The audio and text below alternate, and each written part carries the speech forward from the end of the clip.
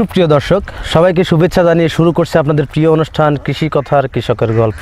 এই মুহূর্তে যে যেখান থেকে বসে আমার এই অনুষ্ঠান দেখছেন সবাইকে শুভেচ্ছা জানাই আজকের প্রতিবেদনে। প্রিয় দর্শক, আজ আমি আপনাদেরকে নিয়ে আসছি ঐতিহাসিক গাজনা বিল। সেটা অবস্থিত পাবনা জেলার সুজানগর উপজেলার মধ্যে। ঐতিহাসিক গাজনা বিলের মধ্যে এক চাচা উনি হাঁসের খামার গড়ে তুলছেন।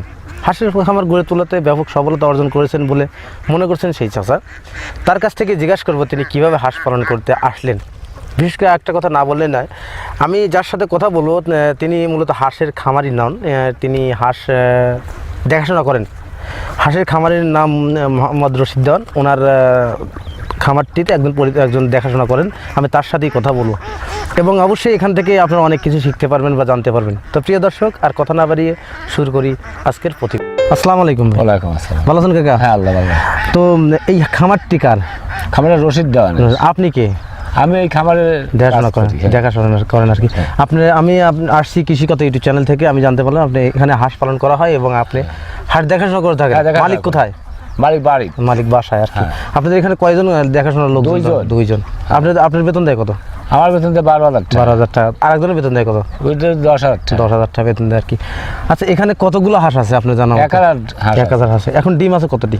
এখন ডিম আছে 150। কেন এত কম? কেন ডিম এখন কম কেন? খাওয়াটা নাই, শামুক নাই, বা দান টান ঠিক মতো দেওয়া যায় না, এই জন্য ডিম। মানে ইনকামও কম, খাবারও দেওয়া যাচ্ছে কম, এবং বিলে তো শামুক নাই না, বিলে পানিই নাই। জি প্রিয় দর্শক, আমাদের সেই ঐতিহাসিক গাজনা বিল এখনকার যে সিজনটা, এই সিজনটা পানিটা থাকে না, যার দরুন শামুকের অভাবটা খুব দেখা দেয়, যার দরুন হাঁসগুলো খাবার পায় না, তাই খামারিরা বিপাকে পড়ে থাকে।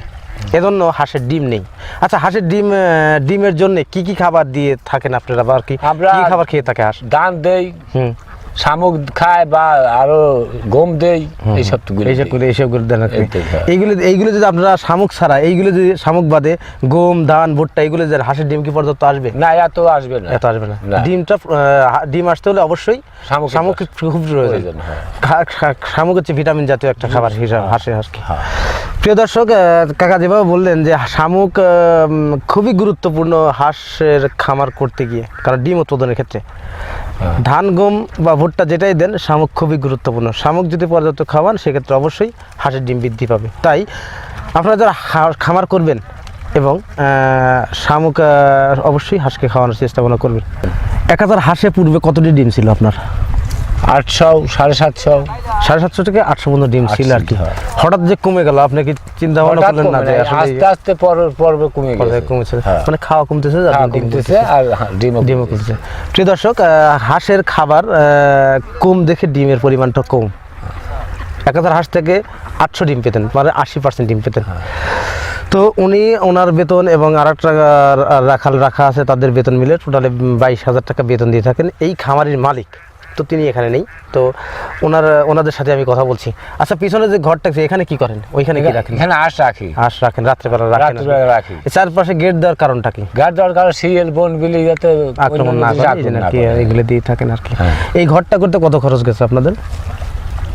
8-10,000 টাকা। 8-10,000 টাকা সম্পূর্ণ কমপ্লিট একটা ঘর হয়েছে হাঁস রাখার জন্য রাত্রেবেলা। আচ্ছা, এই যে বিলে রাখতেছেন আর কি, বিলে এখন হাঁস এই ক্যানালের মধ্যে কি খাচ্ছে? গ্রামে 2টা শামুক আছে, আর ধান, গম এইসবগুলি দিচ্ছে। এখন এতে চলেছেন। আচ্ছা, এরকম আর কতদিন চালাবেন? এরকম চালাবো ওই ধান কাটা পর্যন্ত। ধান কাটা পর্যন্ত মানে কয় মাস? তা ধরেন আষাঢ় মাস হয়তো ধান কাটা লাগবে। আচ্ছা, মানে 3-4 মাস। আবার ওই খাদ্য লাগবে 3-4 মাস আর কি, এরকম। সেখন ওই পোড়া ধানই খাবি আর কি, সে খাদ্য লাগবে না, যা পাবি মালিকই থাকি যাবে। দেখ, মানে ওই আশাতেই আর কি, ওই আশাতেই থাকে আর কি। এই হাঁসের আবার ডিম আসবে? হ্যাঁ, ডিম আসতেছে তো, ডিম মোটামুটি বৃদ্ধি পাচ্ছে। এখন হাঁসের মোট বয়স কত? মোট বয়স 1 বছর। 1 বছর হয়েছে আর কি। এখানে কি জাতের হাঁস আছে? ক্যাম্বেল। এখানে ক্যাম্বেল জাতের হাঁস আছে আর কি। প্রিয় দর্শক, 1000 পিস হাঁস আছে কাকার কাছে। কাকা সহজে বলতে পারতেছে না যে এখানে কি জাতের হাঁস আছে। তারপরে জানতে পারলাম যে ওনার এখানে ক্যাম্বেল জাতের হাঁস আছে। 1000 পিস হাঁস আছে, যা থেকে প্রতিদিন 800 ডিম পেয়ে থাকতেন।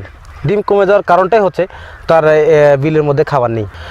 ডিম বৃদ্ধি করতে গেলে হাঁসের খাবার খাওয়াতে হবে, পরিমাণটা বাড়াতে হবে, তাহলে অবশ্যই ডিম বৃদ্ধি পাবেন। তাই যারা খামার করবেন বা খামার করার ইচ্ছা পোষণ করছেন, তারা অবশ্যই হাঁসের দিক পর্যাপ্ত খেয়াল রাখতে হবে এবং তাকে পর্যাপ্ত পরিমাণ খাবার দিতে হবে। তাহলেই আপনি সঠিক পরিমাণ ডিম পাবেন আর আপনিও স্বাবলম্বী হতে পারবেন। আচ্ছা, আপনি কি মনে করেন যারা হাঁসের খামার করবে নতুন যারা, তারা যদি খামার করে থাকে বা খামার করে, তারা কি স্বাবলম্বী হতে পারবে? হ্যাঁ স্বাবলম্বী। এই আমার এই মালিক দরের তমরা কিছু নাই, হাঁসের ফার্ম করে সে এখন বর্তমান ভালো। এখন এই হাঁসের খামার করে কি কি করছে? কি করছে এমন দুটি ছেলে লেখাপড়া করে বা খায়া পরি বাইসে যাচ্ছে, এইভাবে তার ভালো। আর এই আর তো আর কিছু নাই তার। ও যাই হোক, প্রিয় দর্শক, মানুষ বিভিন্ন ব্যবসা করে থাকেন, হাঁসও তেমন একটা বাণিজ্যিক আর কি চলছে খামারিদের জন্য। এখান থেকে ডিম যে পরিমাণ উৎপাদিত হয়, এই উৎপাদিত ডিমগুলো বিক্রি করে তার সংসার এবং তার পরিজনদের ভরণ পোষণ মিটিয়ে থাকেন এই খামারের মালিক। এই কথাটাই বললেন আমাদের এই যিনি হাঁস দেখাশোনা করেন। তো হাঁস পালন করে তিনি লাভবান হয়েছেন, আপনি লাভবান হতে পারবেন, কেন পারবেন না? কথা চিন্তা করুন না, হাঁস পালনকে আপনি লাভবান হতে পারবেন না? চেষ্টা করেন, চেষ্টা করলে অবশ্যই লাভবান হতে পারবেন। তো প্রিয় দর্শক, আর কথা না বাড়িয়ে আজকের ভিডিও এখানে সমাপ্ত করছি। ভালো থাকেন, সুস্থ থাকেন, আল্লাহ হাফেজ।